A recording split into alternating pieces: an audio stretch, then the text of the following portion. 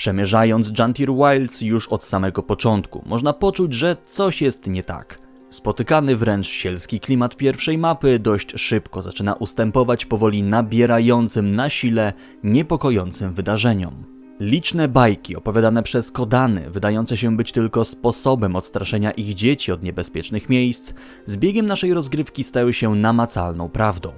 Kim jest Bog Queen, władająca setkami umarłych? Co wspólnego ma z tym Soul di Alessio? Oraz czym była wioska Gavril? Zapraszam na materiał, gdzie postaram się opowiedzieć wam o mrocznej i krwawej tajemnicy Jantiru. Wioska Gavril była położona w Jantir Sintri. Wiadomo, że była schronieniem dla wszelkiej maści uchodźców, morderców czy wszystkich tych, którzy musieli skądś uciec. Wielu mieszkańców pochodziło z Askalonu, uciekając przed katastrofą, jaką zesłali na nich czarowie. Uciekali tak daleko, jak tylko mogli, tak daleko, jak tylko nogi na to pozwoliły. Zbudowali osadę w Jantir Sintri, nazywając ją wioską Gavril. Nie była to zbyt prosperująca wioska. Wedle zapisków bardzo prawdopodobne, że mieszkańcy dość szybko umarliby za sprawą niesprzyjających warunków tej wyspy, gdyby nie ingerencja White Mantle. Po około 30 latach od założenia wioski przybył do niej Soul di Alessio wraz z wcześniej wspomnianym kultem. Bardzo prawdopodobne, że to właśnie wtedy Saul zdobył Eye of Jantir. Di Alessio podczas przeszukiwania Jantiru natknął się na o wiele więcej niż się spodziewał. Właśnie w Jantirze przemówili do niego Mursaci. Wedle zapisek Saul odnalazł tam Bava-Nissos, mityczne miasto ukryte gdzieś w głąb Jantiru. W zapiskach Saula mowa była o wielu skarbach, magii oraz broni. Z osobistych zapisek przywódcy White Mantle dowiadujemy się, iż odnalazł w Jantirze złote bramy miasta, do którego wpuścili go Mursaci, obdarowując go specjalnym darem widzenia. W tamtym okresie wioska Gavril bardzo mocno kwitła. Obecność White Mantle odbiła się pozornie pozytywnie na życie mieszkańców, jednak była okupiona dużym kosztem – życiem ich mieszkańców. Liczne świątynie, wykwintne jak na standardy okoliczności jedzenie oraz trunek, napawały mieszkańców spokojem i pozornym szczęściem. Do momentu odejścia Saula z wyspy sytuacja była jak najbardziej pod kontrolą. White Mantle porywało mieszkańców w celu złożenia ich w ofierze, jednak było to tak prowadzone, by nie budzić u innych obaw czy przerażenia. Jednak gdy Saul opuścił wyspę, bliźniaki, jedne z White Mantle, które były odpowiedzialne za składanie ofiar Mursatom do Bloodstone'a, a które, co ciekawe, mamy okazję poznać w fabule, stawały się stopniowo coraz bardziej sadystyczne. Owe rodzeństwo stopniowo oddalało się od zasad samej organizacji, by spełniać swoje sadystyczne, mordercze żądze na mieszkańcach. I choć zapotrzebowanie Mursatów na ofiary rosło, tak bliźniakom ten stan rzeczy jak najbardziej odpowiadał. Z tygodnia na tydzień ilość ofiar tylko rosła, a ich finalny stan bywał coraz to gorszy i bardziej zmasakrowany. Nagłe godziny policyjne czy wezwania do karczmy tłumaczone ochroną mieszkańców przed środowiskiem Jantiru coraz mocniej dawały się we znaki cywilom.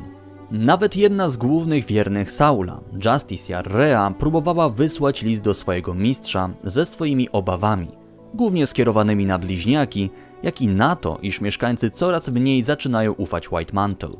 Nie wejdą do żadnej budowli White Mantle, chyba że zostaną wezwani lub zaciągnięci. Przestali jeść nasze jedzenie, kilku udało się nawet uciec. Jak widać, z dnia na dzień sytuacja w Gavril coraz bardziej stawała się niestabilna. Bliźniaki coraz mocniej zniecierpliwione metodami White Mantle przestawały ukrywać krzyki mordowanych. To doprowadziło do wewnętrznego rozłamu w strukturach organizacji. Rea, spanikowana, pisała Saulowi, iż czuje, że bliźniaki ją obserwują. Boi się sama wyjść bez ochrony, a w nocy nie może spać.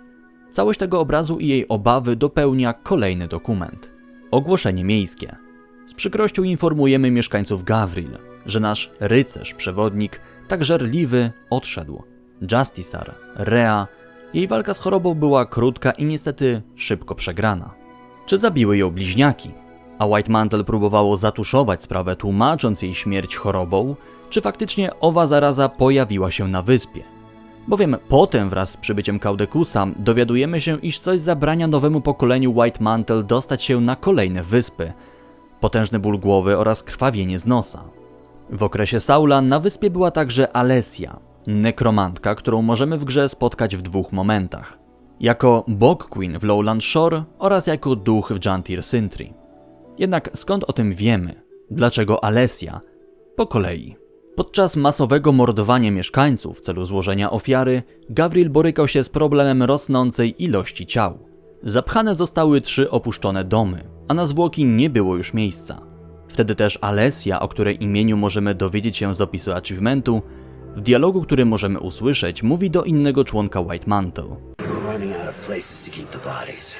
Already taken over 3 of the vacated homes. If you would permit me, sir, I have a proposition. There's a big bog just south of us on the mainland. Perhaps I could store the bodies there. It's big and discreet. Yeah, sure. Whatever keeps them out of my house. Consider it done. Zaproponowała ona przechowywanie ciał na bagnach w Lowland Shore. Tam też mogła spełniać swoje skryte nekromanckie fantazje, zapewne eksperymentując na zwłokach. W Lowland Shore jesteśmy w stanie znaleźć list, odpowiedź na temat skargi o słabej jakości towaru, który przypływa na bagna, co dostatnie łączy Bog Queen z Gawriel. A skąd pomysł, że duch oraz Bog Queen to ta sama osoba? Po pierwsze, akcent i sposób mówienia. Po drugie, obie postacie gra ta sama aktorka głosowa. These nasty bears come to spoil our home. Już nie mówiąc o tym, iż Bog Queen używa laski popularnej w tej organizacji. Także Bog Queen to jedna z członkiń White Mantle, która zmuszona sytuacją, jaką nałożyli na nich de facto Mursaci, żądając coraz to większych ofiar oraz same fanatyczne bliźniaki, postanowiła zaproponować bagno jako miejsce składowania ofiar, a sama Bog Queen zaczęła zajmować się owym miejscem. Także mniej więcej wiemy, co działo się z samym Gawriel, jednak jest to jeden z 2 etapów historii tego miejsca.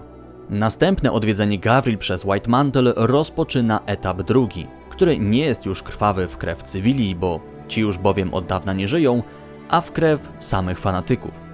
Podczas wydarzeń z okolicy sezonu 2 oraz Hota, grubo przed dostaniem się do Lake Doric w sezonie 3, Caudacus był w Isles of Jantir.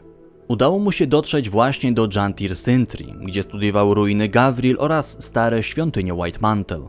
Tam też znajdował wiele zapisków z tamtych lat, jak i Złotego Grala pod postacią zapisków samego Saula. Wtedy też White Mantle obiera na cel Bava-Nissos, starożytne złote miasto Mursatów, gdzie jest wspomniane, że znajduje się tam bogactwo oraz broń. Podczas wydarzeń z sezonu 3 Caudacus wraca do Lake Doric, gdzie ostatecznie ginie. Na wyspie zostaje garść jego podwładnych, którym, jak wynika z zapisków, nie idzie zbyt dobrze. Liczne rozłamy, jak i brak znaczących postępów w przejściu na drugą wyspę skutecznie zabiera morale grupy. Jak pisze Urlich, nie mogą przepłynąć dalej ze względu na silny ból głowy, jak i krwawienie z nosa. Podejrzewali, iż jest to pewien rodzaj klątwy, która zabrania pójść dalej w głąb Jantiru, prosto do Bava-Nissos. Czy White Mantle odnalazł sposób na zajście dalej? Czy może jednak umarli na wyspie? Tego dowiemy się już w kolejnej aktualizacji, która, miejmy nadzieję, poszerzy naszą wiedzę na ten temat. Ciekaw jestem, czy przyjdzie nam odwiedzić Bava-Nissos, skoro ewidentnie może być tam coś, co jest w stanie skutecznie pokonać tytanów, jakaś broń lub magia.